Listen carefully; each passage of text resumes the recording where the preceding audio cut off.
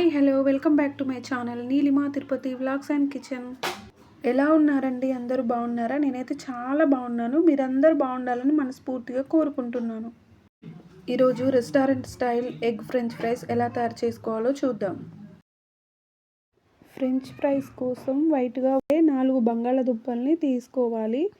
వాటిని శుభ్రంగా కడిగి పీల్ చేసుకోవాలి. తర్వాత ఒక శుభ్రమైన క్లాత్తో మంచిగా నీట్గా తుడుచుకోవాలి, వాటర్ ఎక్కడ లేకుండా. ఇప్పుడు బంగాళాదుంప కార్నర్స్ని కట్ చేసుకోవాలి. తర్వాత వాటిని 4 ముక్కలుగా కట్ చేసుకొని తర్వాత నిలువుగా సన్నగా కట్ చేసుకోవాలి. తర్వాత ఒక శుభ్రమైన క్లాత్తో ఎక్కడ తడి లేకుండా బాగా తుడుచుకోవాలి. తర్వాత ఒక మిక్సింగ్ బౌల్లోకి వేసుకోవాలి. తర్వాత అందులోకి 1.5 కప్పులు శనగపిండి వేసుకోవాలి. నేనైతే శనగపిండితో చేస్తున్నాను. మీరు కావాలంటే మైదా పిండితో కూడా చేసుకోవచ్చు. ఇది ఆప్షనల్ అండి. శనగపిండితో చేసిన ఫ్రెంచ్ ఫ్రైస్ చాలా టేస్టీగా ఉంటాయండి, చాలా బాగుంటాయి.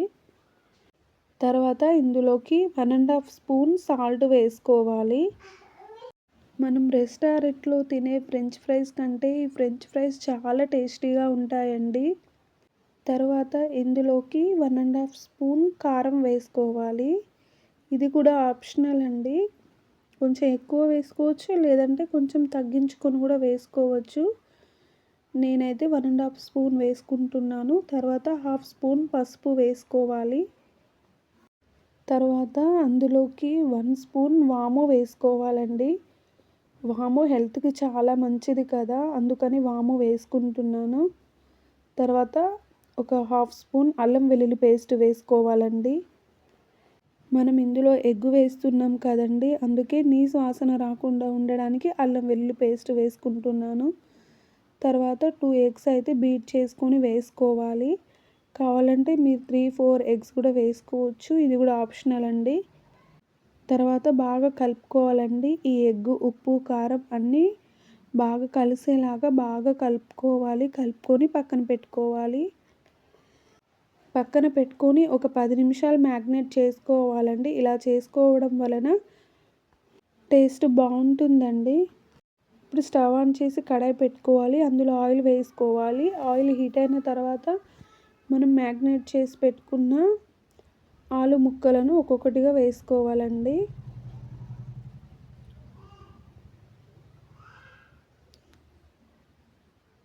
మీడియం టు హై ఫ్లేమ్లో పెట్టుకొని వేయించుకోవాలండి.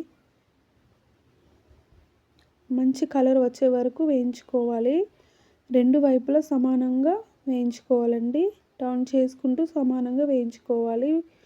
మంచి కలర్ వచ్చేసాయి కదా, ఇప్పుడు వీటిని అయితే వేరే ప్లేట్లోకి సర్వ్ చేసుకుందాం.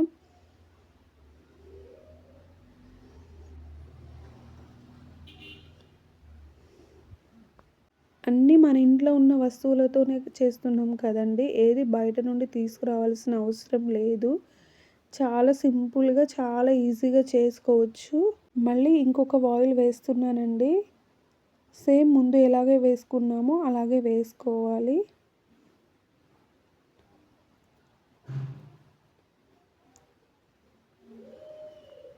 మా ఇంట్లో వాళ్ళకైతే శనగపిండితో చేసిన ఫ్రెంచ్ ఫ్రైస్ అంటే చాలా ఇష్టం అండి.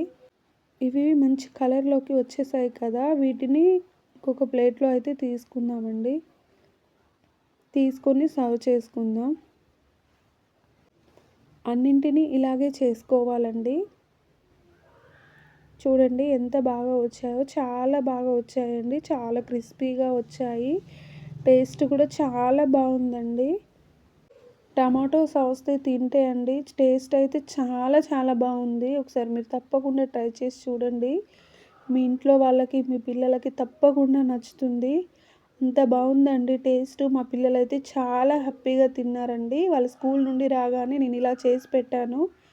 చాలా హ్యాపీగా, సంతోషంగా తిన్నారండి. పిల్లలు ఇలా హ్యాపీగా తింటూ ఉంటే మనకైతే చాలా సంతోషంగా అనిపిస్తుంది కదా. మనం పడ్డ కష్టం కూడా మనకు తెలియదు కదండి. చూడండి ఎంత బాగా వచ్చాయో, చూడండి ఎంత బాగా విరిగిపోతున్నాయో. లోపల కూడా చాలా బాగా ఉడికిపోయింది. టేస్ట్ అయితే చాలా బాగుందండి. మా పిల్లలు చూడండి ఎంత హ్యాపీగా తింటున్నారో. మా చిన్నోడు సాస్ని కారం అనుకున్నాడు. తర్వాత సాస్తో అలా తింటుంటే వాడికి నచ్చింది అనుకుంటా. ఫేస్‌లో ఎక్స్‌ప్రెషన్ చూడండి. చాలా హ్యాపీగా ఫీల్ అవుతున్నాడు. పిల్లలు ఇలా హ్యాపీగా తినడమే కదండీ మనకు కావాల్సింది. వాళ్ళు అలా హ్యాపీగా తింటూ ఉంటే మనకైతే చాలా సంతోషం అనిపిస్తది కదా! చూసారు కదా restaurant style egg French fries ఎలా తయారు చేసుకోవాలో. నా వీడియో నచ్చితే లైక్, షేర్, సబ్స్క్రైబ్.